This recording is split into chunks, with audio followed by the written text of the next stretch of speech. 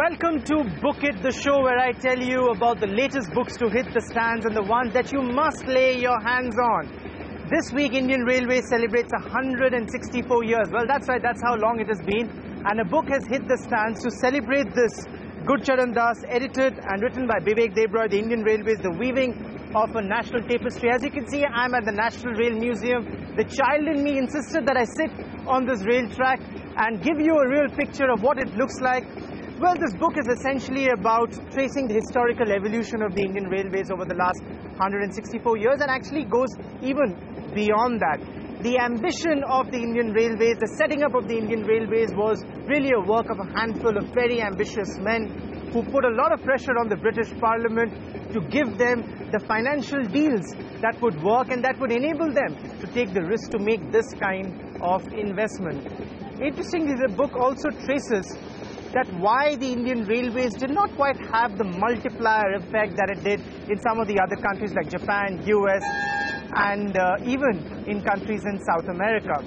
Marx had very famously predicted that the Indian Railways would be the forerunner of industrialization in the country, but unfortunately it didn't quite work that way, and that is one of the questions that this book delves into very deeply. Its original research that the authors have relied upon, very interesting debates and discourse that took place within the British Parliament. Some of the views of the famous Governor General of India, Lord Dalhousie, is also in this book. I caught up with author Bibek Debroy and the editor of the series, Gurcharan Das, and this is what they had to tell me.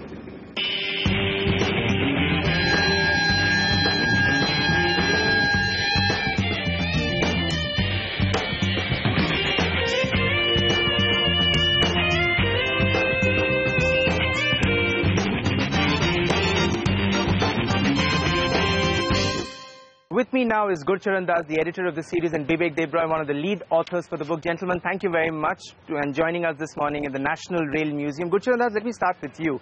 Tell us, for our viewers, what did the railways really mean? For hundreds and hundreds of years, we were this segregated society, and here comes railway connecting the unconnected. What was the big takeaway, really? How did it change the lives of Indians? Well, I think every Indian has an impossible romantic railway memory, and mine goes back to the partition. When at the age of 5, we were fleeing from Lahore, and Simla had become the new capital of the Punjab for the time before Chandigarh was built, and my first journey was on the Kalka-Simla railway. And for the first time I saw the Himalaya mountains. For the first time you saw that greenery, and left behind was all the pain of the partition. Right. And so I said... It almost had an embalming effect. Yes. And the people who built the railways, as Bibek's book shows, they were like heroes. Right. I mean, a man like Stevenson, Bibek talks about the fact that he planned to connect London with India, that was the with ambition. Beijing, absolutely, at that time. Yeah. So there was a great story, right. And this is all a part of our history series which is now 10 volumes now. And all 10 are now out on the stands. Yes. Mr. Debroy, you mentioned this in your book, that railways was almost like the physical manifestation of the triumph of science, technology, over human, superstition, tradition. But yet, sadly, as your book, sort of documents, that despite railways being this great invention and being introduced into India, the British were still very conscious of the fact that, the Indians were only meant to travel in the third and fourth classes. The first and the second class was only reserved for the British. Yes, but before I react to that, one of the things we tried to bring out in the book is the great variety of developments that existed in the Indian Railways. We have a very simplified notion that initially there were private companies, there were problems with the guarantee system, and then it was replaced with a new guarantee system and the state took over, state as in the government. It's not that simple. Right here we have these rails. This is a monorail. Yeah. This was one of the things that was built by the Maharaja of Patiala. There you see RMR, it says it is the Rajasthan Malwa Railway. Large railway companies were built by private individuals, which mostly meant the Maharajas. They owned those lines. It may have been managed later, and even though the state took them over, the management continued to be in the hands of these railway companies. If you imagine a map of India in front of you, the railway lines were built from Mumbai to Delhi primarily, and Howrah to Delhi and down south. So the vast hinterland, which is where the freight is, it was never connected. And this is one of the things we try to bring out in the book, that the reason railways, compared to other countries, never led to the kind of productivity gains that other countries had witnessed is because freight was relatively neglected and continues to be the case even today. Well, that's an important point Mr. Debroy has made, because, you know, even you talk about that in your foreword to the book. The fact that, you know, railways was meant to bring in these positive externalities. That's what the economists call it. Look what the railways did in the US. Look what the railways did in Japan. It did not quite have that sort of an impact. Marx said what? It was railways was the forerunner for industrialization. He's saying it was because, you know, the freight was not as geographically distributed as it should have been. Your take, Gurcharan? Well, I think that yes, Marx did predict in 1854 that the railways would create an industrial revolution in India. And certainly there were a lot of conditions created at the time, and the railways had created the industrial revolution in America and Germany. Clearly, two countries. In India, I think even though we had, at that point, third largest railway network in the world, still 28,000 miles by 1905. Correct me, Mr. Debroy, if I'm getting the... And so, but there were other factors that prevented. I mean, you need an agricultural surplus for an industrial revolution. Other things were missing. And so, and also, he's right. I mean, the emphasis was passengers, and that continues to be the one, you know. Even till today. Even till today, when the freight is subsidizing the passenger time. Comment on that, Mr. Debroy, because tell us, you know, when you were doing the research, what were, you know, like, especially, you know, on this point, this was an issue back then. This is an issue, and perhaps, you know, we're still facing the repercussions of that. Are there, like, you know, sort of lessons today that we can learn from? Oh, well, yes, depends on what you mean by the lessons. But the book actually starts with that Karl Marx quote from 1853, which is widely quoted by everyone. What people do not ask is, why did Marx write it in 1853 and why that particular month? And the reason for that is that Karl Marx was perfectly aware that the first commercial passenger line was started in 1853 between Baribandar and Thane. But our book starts even before that. It starts in the 1830s, because not commercial passenger but railway lines go back to the 1830s. And then there were the debates. What we wanted to point out is not something that's only true of the railways, is there is a general lack of systemic memory. So many of the things we are debating today, they have been debated in the past, whether it is by Lord Dalhousie, whether... A big supporter of the railways. Yes. Whether it is in the minute or the report on the taking stock of the railways that the then Secretary of the Railway Board wrote in 1905. So we are revisiting much of this. And there are lessons indeed, depending on how we want to draw these lessons.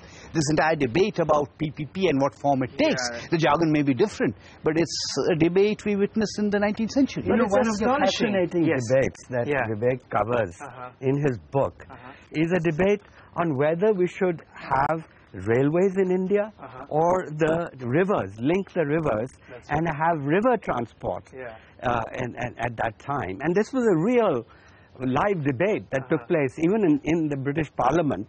This was referred to. Of course, the railways won out. The railway lobby was very strong for one reason. But we could have done both.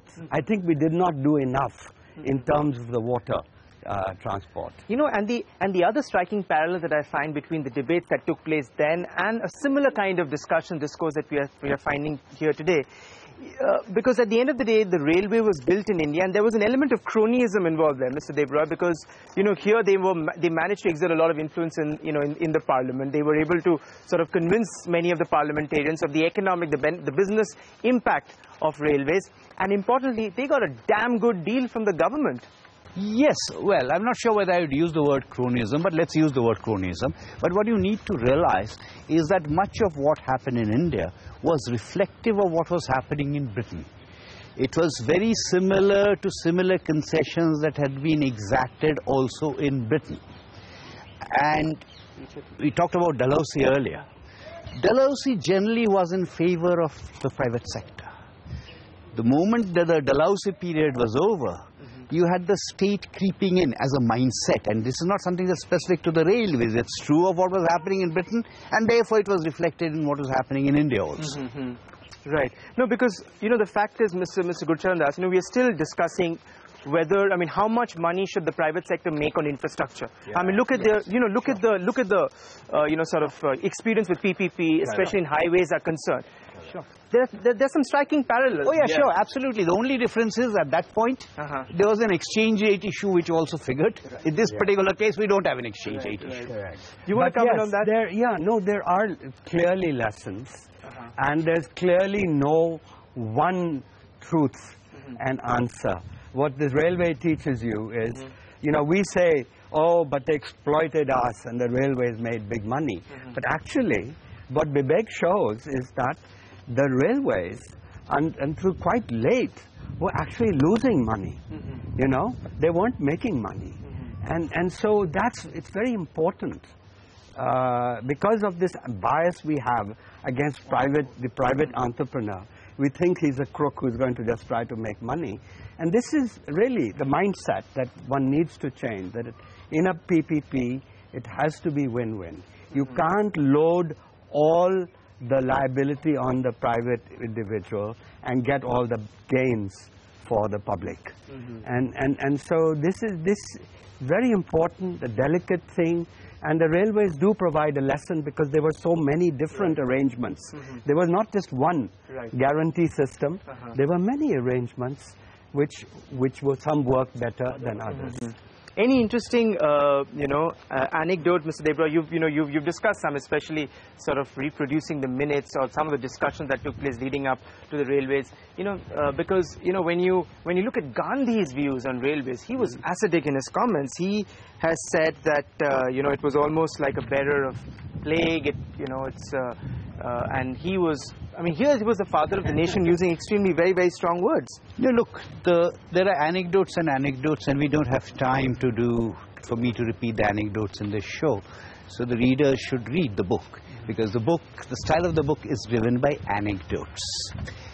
But let me take an example of one which floats around all the time. This is a letter supposedly written by a gentleman named Akhil Chandra Sen. It's a hilarious letter, supposedly written in 1909, and supposedly this letter led to the introduction of toilets on trains. It's one of those myths which is simply not true. And we have shown why that is not true. And because we are at the National Railway Museum, there is every chance that that letter never existed in the first place. It was cooked up much later, which is why you will no longer find it exhibited in the National Railway Museum. Or let me take two other things. Boring details. Today the railways talk about branch lines, and they seek support from the government for running branch lines. What is the definition for branch line? It goes back to the second half of the 19th century, 1867 if you want to be precise. Today, if I have to be a member of the railway board, I have to have experience as a GM on an open line. What is an open line? The definition goes back to the 19th century. Now, the reason I'm stressing this point, there is every danger of someone coming in and saying, this is what you should do to the Indian Railways. You can't really do that because there's a history, there is a legacy of the way the infrastructure was built, and if you don't appreciate it, then you will never be able to resolve the problems of the railways which we know exist. Just hold that thought, Mr. Debroy. Let's slip into a break. On the other side, we'll actually take this conversation forward. On the road ahead, what are the things that Indian Railways can do as we look ahead? Don't go anywhere on this special.